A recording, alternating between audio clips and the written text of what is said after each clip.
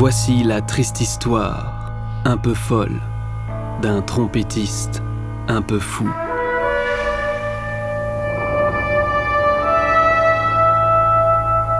Un peu fou, mais...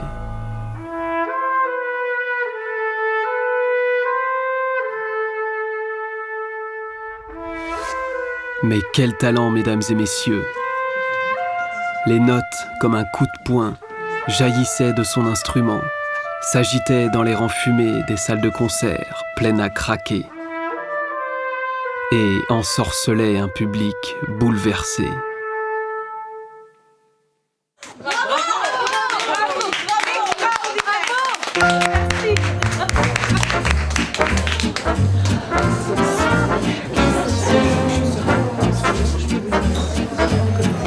Des rencontres avec la haute société, des contrats avec les plus grandes maisons de disques, des voyages, de l'argent, des disques vendus par milliers. L'univers tout entier était à ses pieds. Notre héros brillait dans le ciel, comme la plus grande et la plus belle des étoiles.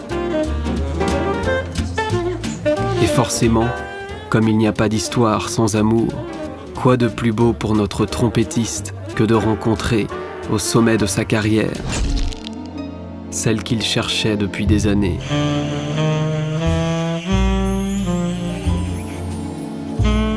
Au milieu de la piste, ils se sont rencontrés. Elle a souri, puis il l'a embrassée. Bien sûr, notre trompettiste un peu fou s'est abstenu de lui dire qu'il était un peu fou. En cette douce soirée, il a simplement levé les yeux vers le ciel, là où les étoiles brillaient et parlaient entre elles de ce nouvel amour, soi-disant éternel et puissant. Mais bien sûr, naïves, les étoiles se sont trompées. Le temps est passé. L'automne est arrivé et a jeté sur la vie de notre héros son gros manteau gris. Les feuilles mortes sont tombées et un vent violent et glacial a balayé cet amour qu'il croyait infini.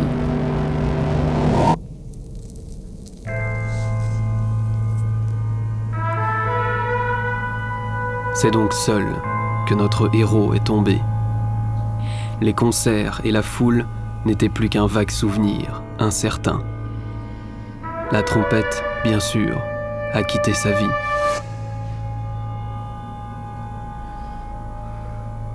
Et dans son salon, c'était en silence qu'il repensait à cet amour perdu bêtement, simplement. Il s'en voulait d'y avoir cru. Il s'en voulait parce qu'il avait mal maintenant.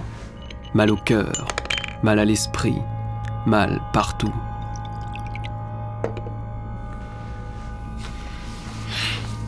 Et alors qu'il souffrait sans rien dire, sa folie tout au fond de lui grossissait, grossissait, grossissait et doucement transformait ce beau trompettiste en un monstre terrifiant, capable du pire, capable de tout, capable de tuer.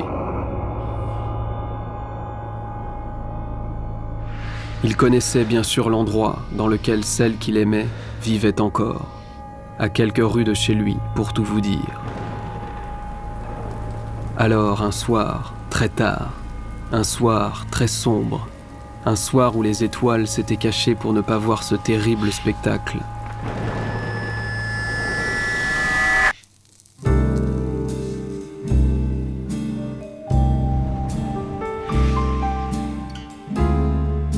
Notre ancien trompettiste, un peu fou, s'est rendu chez elle, une arme à la main, pour la tuer.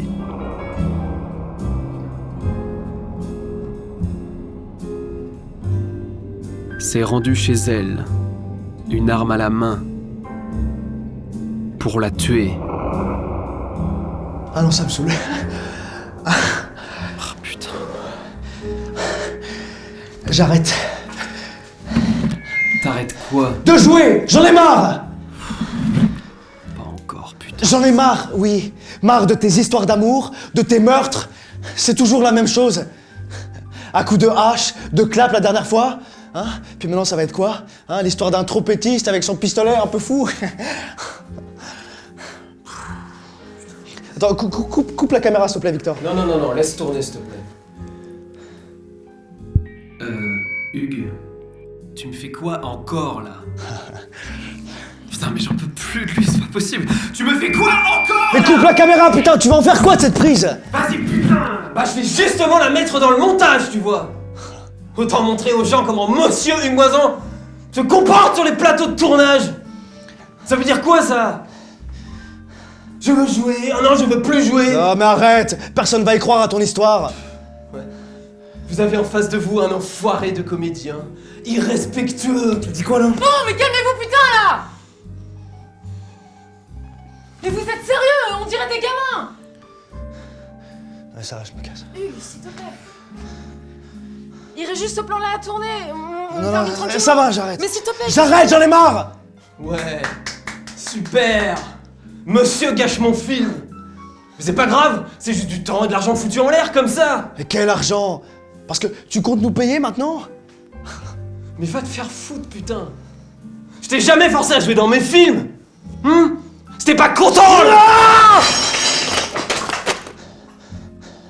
Mais c'est un jouet en plastique, là, qu'est-ce que tu vas me faire, là? Tête.